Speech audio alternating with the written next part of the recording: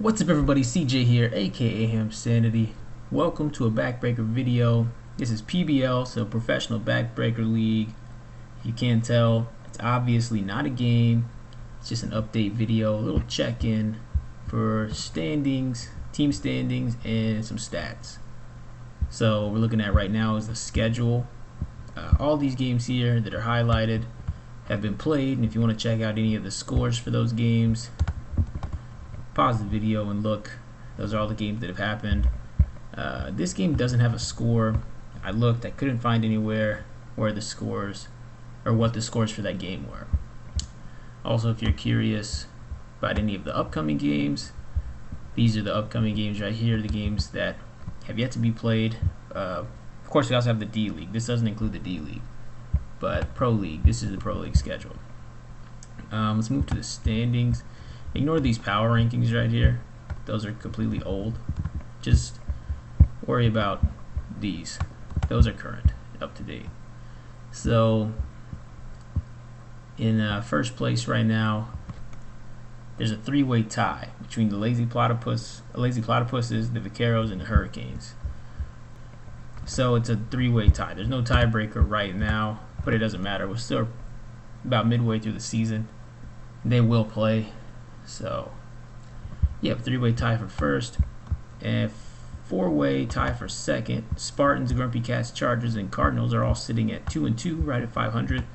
And all the teams with the losing records are all 1-3. That's the Carolina Panthers, the Sacramento Sunbirds. Why do I feel like I don't know? Are they Sacramento? I honestly don't remember. And then the LA Serial Killers.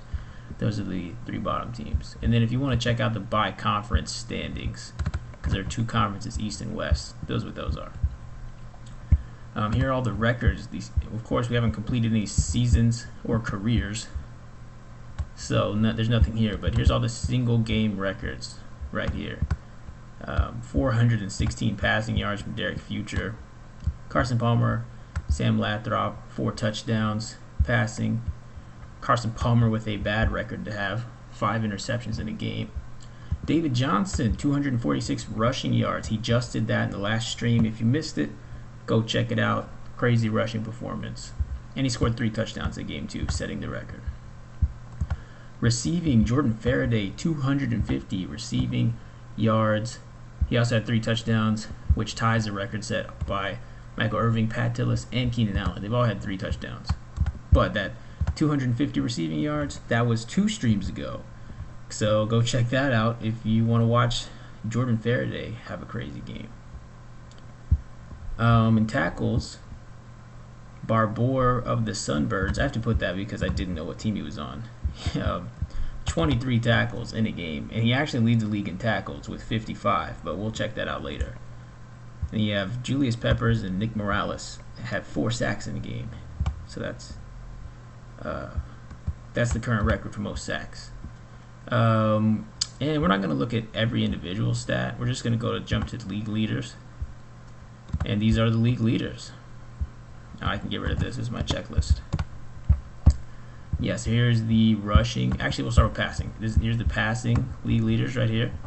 Right now it's sorted by yards. So in yards, you have Derek Future, Sam Lathrop, Newton, Begeman, Dorsey, Phillip Rivers, Hamza Ricks, Carson Waxworth, Carson Palmer, and Laquan Jackson. But if you ask me who the best QBs are, it's a little better to sort by completion percentage. I think Phillip Rivers is the best QB in the league, even though he has a lot less yards than some other guys. But if you sort by attempts, he's dead last in attempts. He's only thrown the ball 68 times, when the next guy above him is 91. And everyone has thrown over 90, and he hasn't even thrown it 70 times. So if you give him 100 attempts, see, 5 guys over 100, let him throw the ball 30 more times, I think he'll lead the league in yards. Because look, okay, so I said that Phillip Rivers leads the league in completion percentage. Well, if you sort by yards per attempt, he still leads the league. So in terms of touchdowns, he doesn't lead the league. But if you give him more attempts, he'd be competing for that because he has 8. He's only 3 away from the guy in first place. who, by the way, has had a pretty solid season this far. Sam Lathrop, good yardage. His yards per attempt are kind of actually, they're just average. They're not that great compared to some other guys, but they're about middle of the pack. Same thing with his completion percentage, not that great. So I think these are the two best stats that tell how good a quarterback is. Because yards, if you don't throw the ball enough, you really won't have that many yards. And touchdowns also kind of just come with the attempts. So I think yards per attempt, completion percentage tell who the best QBs are. Not who's having the best season. I think he's definitely having the best season because look, he leads the league in touchdowns and he also leads the league in least interceptions with only 1 interception. So that's pretty impressive. I mean, he's still having a good season right now. But yeah, in terms of deciding who the best QBs are, I like to sort by yards per attempt and completion percentage. And here's the top 5 yards per attempt. And my personal top 3 is Phillip Rivers, Antoine Begeman, and Cam Newton at the moment. Even though he's definitely not known for his accuracy, he's 67%. He's second in the league in yards per attempt. And he's second in the league in completion percentage. It's actually, if you sort by,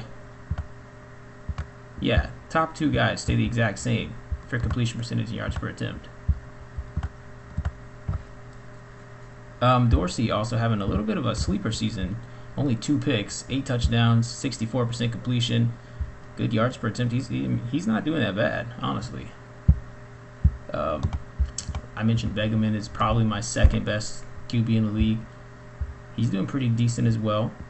Hasn't thrown the ball as often. They do have a decent running back in Munoz. And we'll go ahead and get to the rushing stats. So if you sort by yards, here's Munoz, by the way. There he is, 303, 3 touchdowns. Anyways, you sort by yards. David Johnson leads the league with 342. And then a quarterback, Carson Waxworth, sitting right behind him, tied for second place with 310 yards and 2 touchdowns as a quarterback, averaging 18 yards a carry. So Carson Waxworth is the best multi-tool player in the league at this point, because in terms of being a quarterback, he's middle of the pack. He's not horrible. I mean, I would say he's a little below average, maybe in terms of accuracy, but you combine the fact that he can hit his receivers decently often. I mean, 61% completion is pretty good. You combine that with he's the best running QB in the league statistically. He's the best dual threat QB. Anyways, Duke Johnson also 310 yards, but a lot more attempts. Munoz 303, and then you got the guys under 300: Tomlinson, Edmonds, Megaman, and LaShawn Jackson, all sitting at between 200 and 300. And then Jeb Leary, Jacob Jefferson, Jonathan Stewart are the 3 starting running backs that are, well, underperforming, to say the least. Well, some of these guys, like Jeb Leary, is not doing horrible. 2.7 is not good, but whatever. And then Cam Newton is another QB who's rushing decently well. Of course, this is another thing I like to sort by yards per attempt, because for me that kind of tells who better backs are. Now, it's not fair to compare quarterbacks to halfbacks, because quarterbacks, when they get sacked, it doesn't count for a negative 4-yard rush. So, that being said, it's kind of not fair to compare them to the backs. But here's all the backs. Actually, I'll just highlight the QBs to kind of dim them out. And Edmonds and David Johnson sitting at 3.6 yards a carry. And I think they're 2 contenders for best back in the league. I think David Johnson's the clear best back at this point. He just had a 246-yard game with 3 touchdowns. He actually had 5 touchdowns in that game because he had 2 receiving as well. Munoz, good halfback. Tomlinson, still a really good halfback. He just hasn't really had. I don't really know. It feels like he hasn't really seen the holes or had as many touches as some other guys. Then you keep going down. Duke Johnson, LaShawn Jackson is the first guy. Now you have these guys that are under 2, and Megaman has a decent number of yards. And Jackson also has over 200 yards, but these are the guys under 3 yards per attempt. I think they could have better seasons, especially LaShawn Jackson. He just doesn't have the O-line.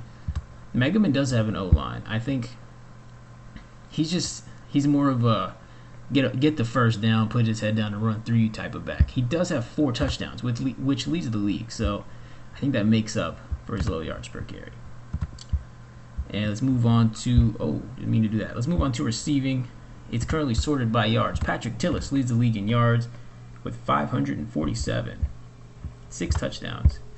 You can check the rest of the stats yourself. Kelvin Benjamin also at 1 yard shy, 1 yard less, 546, and then everybody else has under 500. But yeah, I mean, a lot of touchdowns. You got 2 guys with 6 touchdowns, Keenan Allen and Patrick Tillis. And then looking at the yardage, like I said, a lot of good receivers here. A lot of guys that can make tough catches, or they have good run after the catch ability. Just really good all-around receivers here.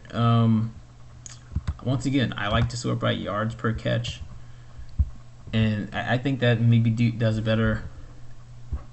I mean, I think you do have to look at catches here because there needs to be like a yards per target. Yeah, I think that would be better than yards per catch because you have to have skill to catch the ball at the receiver spot. Like, yeah, Jordan Faraday has 404 yards, 13 catches. His yards per catch is really good, but like he's actually, if you sort by the catches, he's like second to last, I'm pretty sure. Yeah, he's tied for second to last in catches out of these top guys. And so kind of says that like these guys at the top kind of have better hands, you know what I mean? They can catch better, but maybe he's got some better run after the catch ability. I don't know. So I think catches are important, and I think yards per catch also important. And if you sort by that, Faraday has good yards per catch. Keenan Allen, great run after the play ability. Kelvin Benjamin is more of a stronger guy, but he has made some nice runs after catch. Larry Fitz, also not doing that bad. His yards are kind of low. Yards per catch are like, I mean, still high, but I'm saying his yards are low compared to some other guys, but it's because he only has 13 catches. And yeah, I mean, that's not really anything else I can think of until we move to defense, except if you go back to yards. Sure, we'll go to yards. So here's Michael Irvin. He's on the Hurricanes. 433 and 4 touchdowns. And you come down here, Andre Johnson's also on his team. 324 and a touchdown. And their quarterback isn't even that great. They're making him look really good. They're one of the best 1-2 punch, 1-2 combos at that receiver spot. And don't sleep on Jeter and Tillis also.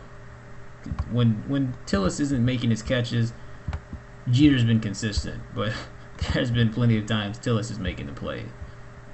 Yeah, that's basically. Oh wait, one more combo. Yuppie Guppy, Marty Wine. They combined for 5 touchdowns, and let me do quick math. 743 yards. So pretty nice combo. Oh, and they combined for 40 catches. So yeah, they're also a nice little 1-2 punch. Anyways, this video is getting pretty long. Let's move to defense real quick. Barbour of the Sunbirds. No sacks, interceptions, touchdowns, forced fumbles, but leads the league in tackles at 55. And there's some guys with more tackles than the rest of these players, but this isn't the top tacklers. This is basically the top like defensive players in terms of. Ooh, Shazbot didn't get updated actually.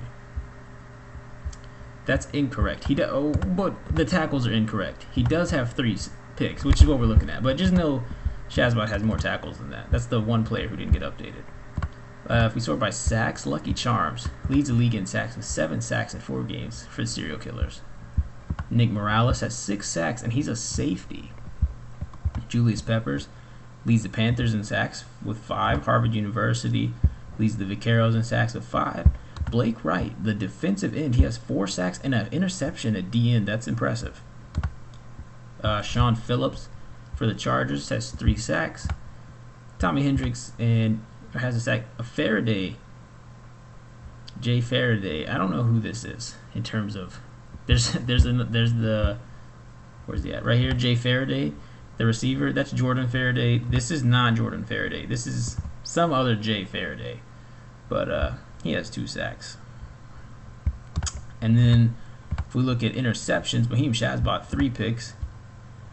Jake Planty has 2, and he also forced a fumble. Oh, I forgot to mention that Morales and Peppers forced fumbles as well. And Clark has 2 picks, and he actually got a pick 6 in their last game. I think that was like 2 streams ago. So go check that out if you want to see the first pick 6 ever in Pro League history.